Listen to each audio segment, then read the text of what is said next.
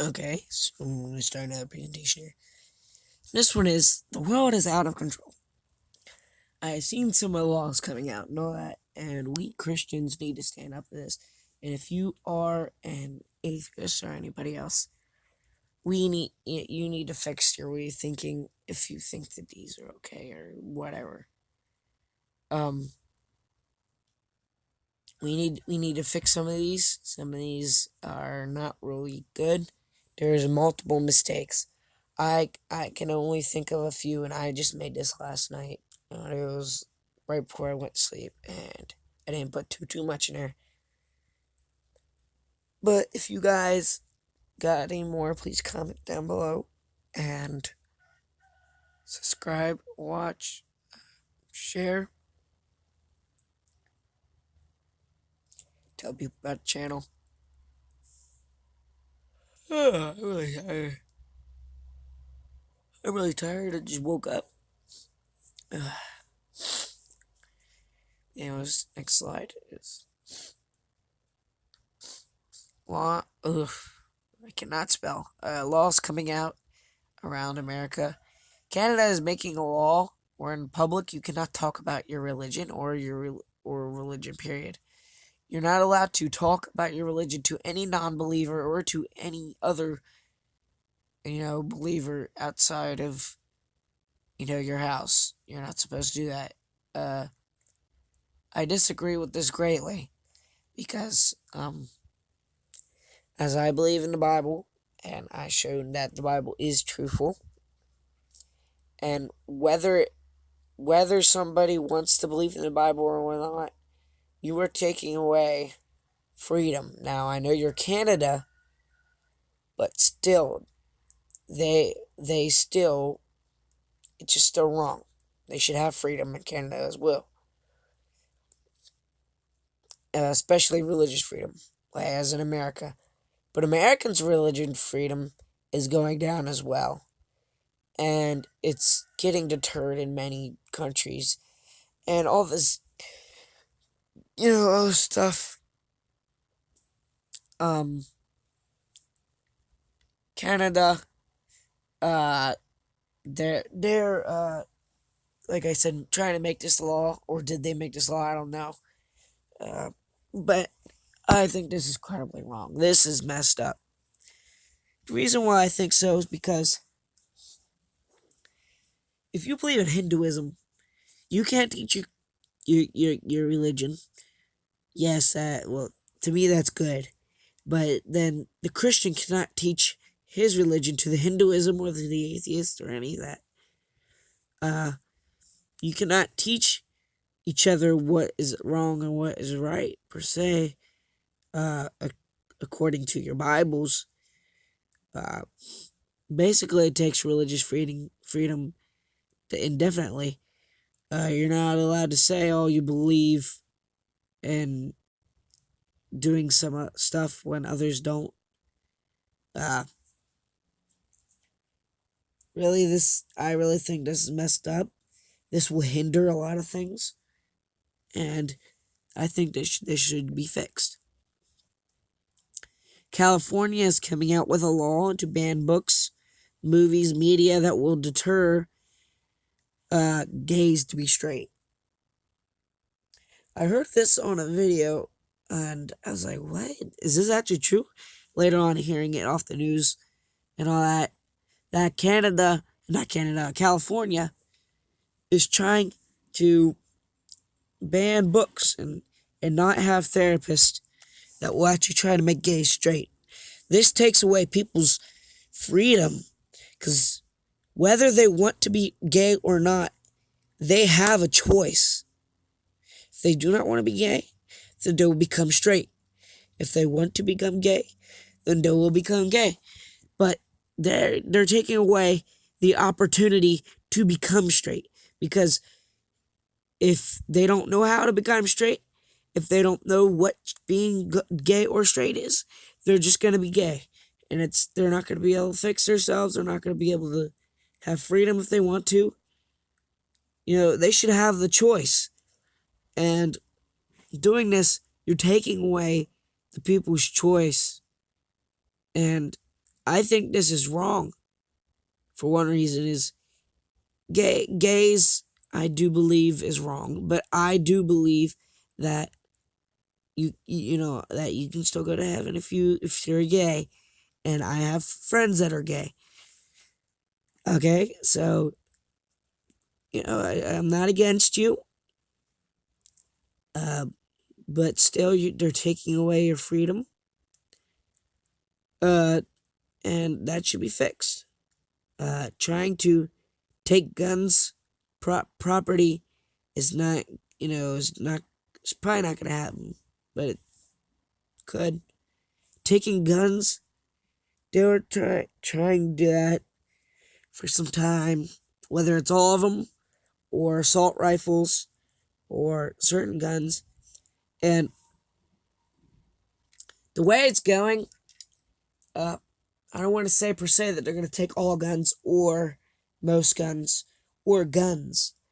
But if they end up start taking guns, certain guns, like the Second Amendment, we have the right to bear arms, and we have the right to protect ourselves from the government if the government becomes evil, if the government becomes unconstitutional.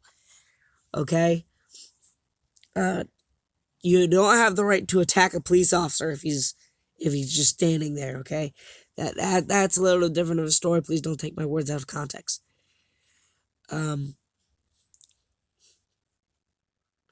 You by doing this later on, it could turn into even more guns being taken away and all that.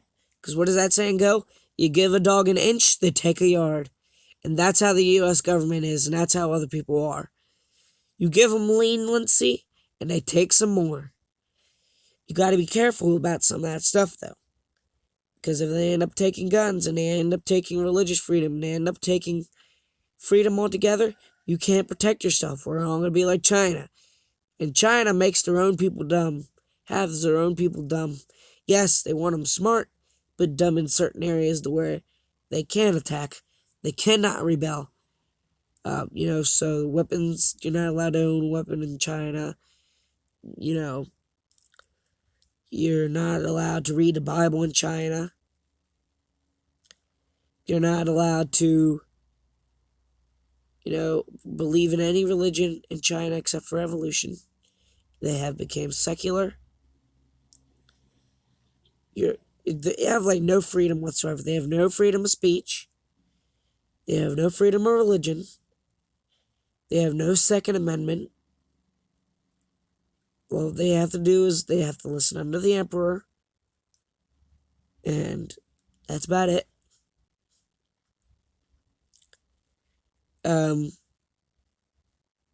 And there's many others. As I see it, yes, there is going to be a whole world order.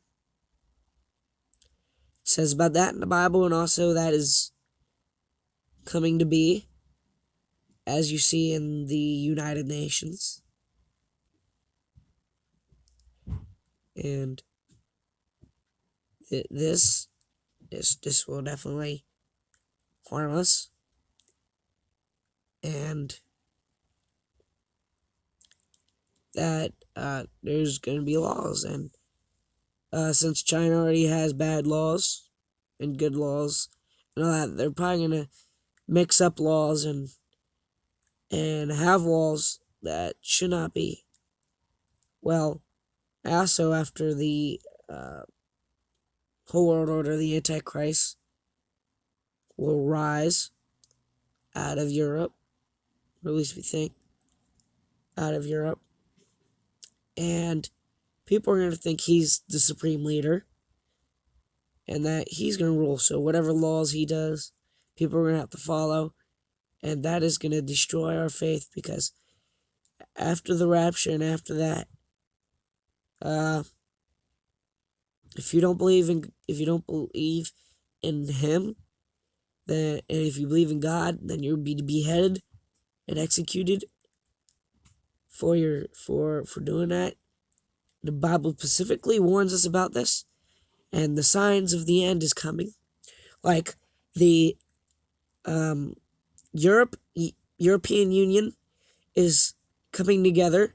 The United Nations is the 8th empire, which we need to be in the 8th empire concerning the Bible to have the end of the world happen.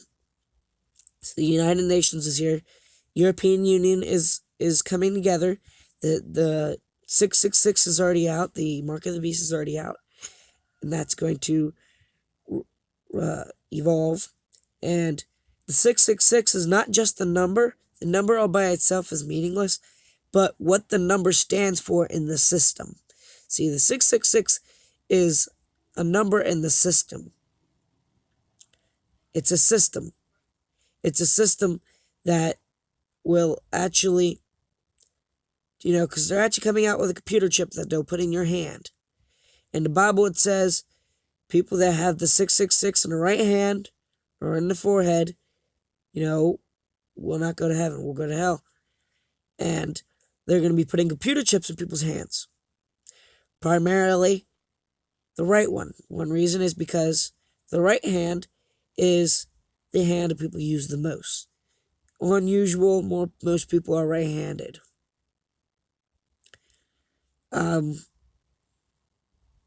So them having this, and they're putting it in their hands, that goes along with the Bible. The European Union coming together, that goes along in the Bible. The United Nations go along in the Bible. They're getting ready to make not the mosque, they're getting ready to make the temple. There's supposed to be a temple being built in a rebuild. It's supposed to be rebuilt in the city of in Israel.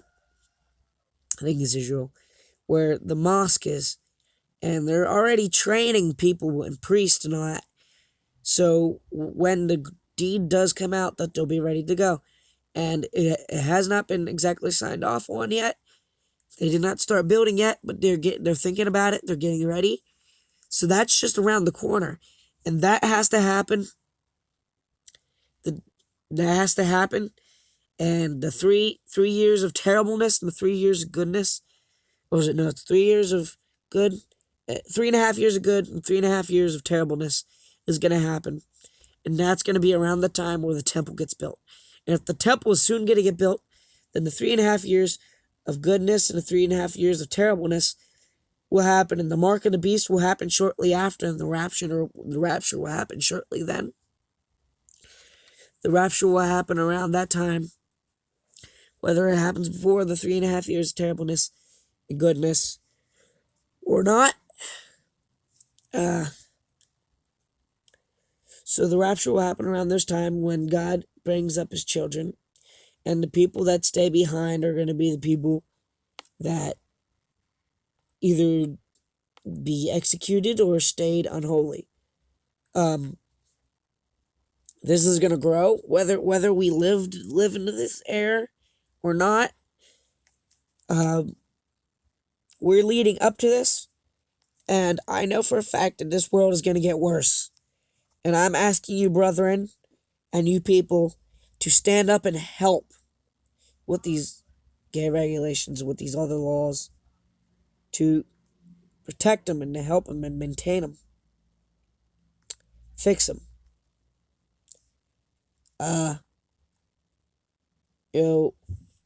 There's many other laws that are going to be coming out concerning, the mark of the beast and all that.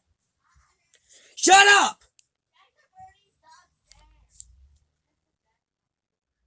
Yelling at my sister because she keeps calling my name. But anyways, we need to stand up to this madness. Like I said, I spelled madness wrong. But anyways, there's a problem. How can we stop it? We can pray about it, which some people I won't do. There's another alternative. We can preach on it. Preaching on it does not mean all biblically. You could be a biblical preacher and still preach on it, or not. But we could preach on this.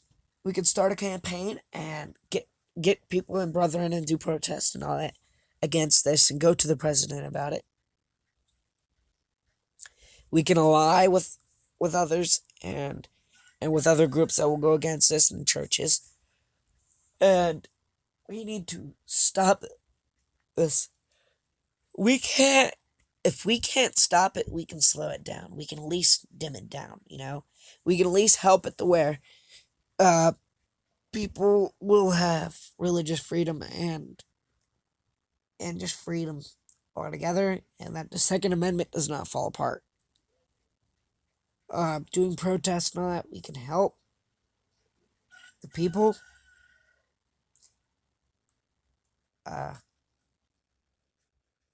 We can help the people along the way as well. This is for freedom. This is for your life, my life, your children's life, your grandchildren's life. You do not know what's going to happen in the future when you're gone. I do not either. But as I see it, in the Bible, it prophesies that the world's getting worse, and that I see that the world is actually getting worse.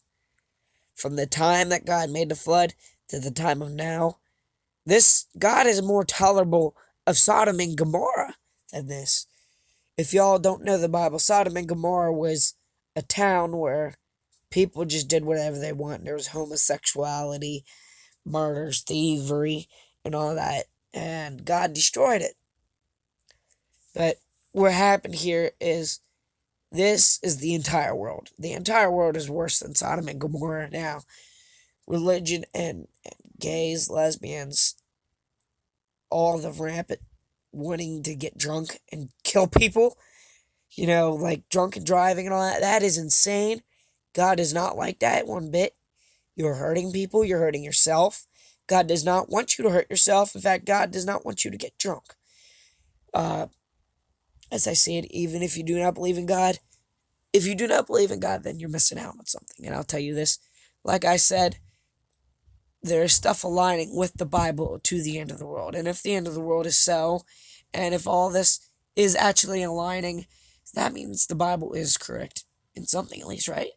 Well, if you also got to think, these prophecies were made thousands of years ago. Thousands of years ago. Thousands of years ago, in Jesus' time. This is made a long time ago. And if these are prophesizing now, who says it couldn't be right to begin with? Who says that it could not be right? All right, that is the flood prophecy. There's before the flood prophecy, then it came out thousands of years. There was a prophecy of Jesus. Jesus did come. There was proof of Jesus coming. 500 witnesses after he came from the grave, after he rose from the dead. He rose from the dead 3 days later.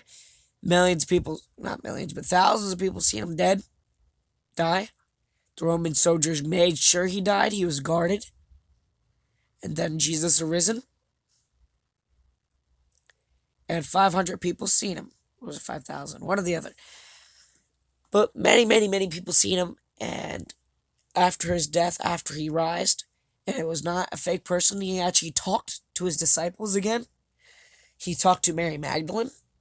He talked to some of them, and they knew about him. And he actually did have conversation in him. And there is not just proof of him in the Bible. There is letters and all that talking about him and his execution and all that.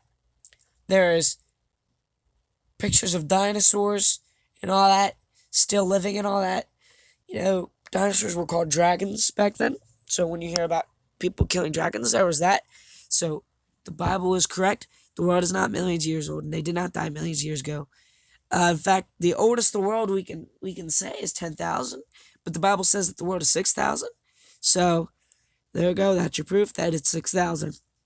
It's most likely to be 6,000 than 1 million or 4 billion or anything such. We know that the world is not that, because carbon dating, radiation dating, radium-238, radium-212, polonium halo, and all that, all those theories are not correct, and I have studied them, and they are false. They are not a shred of evidence for evolution or for your religion. The Bible is the most scientifically and the most historically accurate book that came out. And it was made over thousands of years, okay, and prophecies and stuff like this. And one of the tools that Ultradamus used to use is the Bible to predict stuff. He used to use the Bible.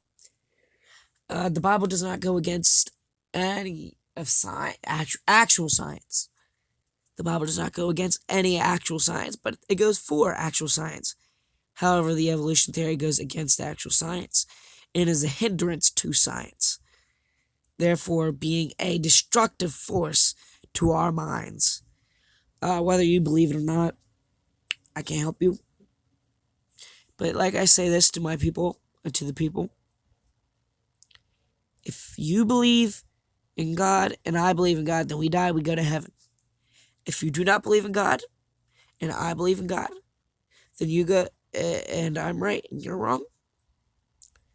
You go to hell and I go to heaven. If I'm wrong and you're wrong, if I'm wrong and you're right, nothing happens. I'll repeat that. If I'm a Christian and I'm saved and I'm right and you're wrong and you're an evolutionist and you're not saved, then you go to hell and I go to heaven. And hell's not a beautiful place. You will burn there for eternity. And I don't care if you don't care. If you ever got burnt, even once, it's going to feel worse than that. You're going to regret it because you're going to be in there for a very long time. And your life depends on it. You're going to be dead for a very long time. You're never going to come back. Unless you believe in reincarnation, but there's many facts going against reincarnation as well, and it's not logical. So, like I say, go to heaven, people. I would rather go to heaven, I would rather be in a glorified place where I have to worship God forever, where I would be happy to, where I could see the Lord Almighty, the Lord All Savior, than to go to hell to burn for eternity and to rot and to perish. And guess what? When you go to hell, you won't die. You'll stay alive. And you'll burn. And burn. And burn. And it's not going to be good. In the Bible, it describes it as gnashing of teeth and crying and weeping and sorrow. You're going to be tortured. As I said, if I'm a Christian and I'm right and you're wrong, I go to heaven. If you're right and I'm wrong, nothing happens. So nothing will happen either if you're right or wrong. But something will happen if I'm right. And it doesn't hurt to believe in my religion, but it does to believe in yours. As I see it,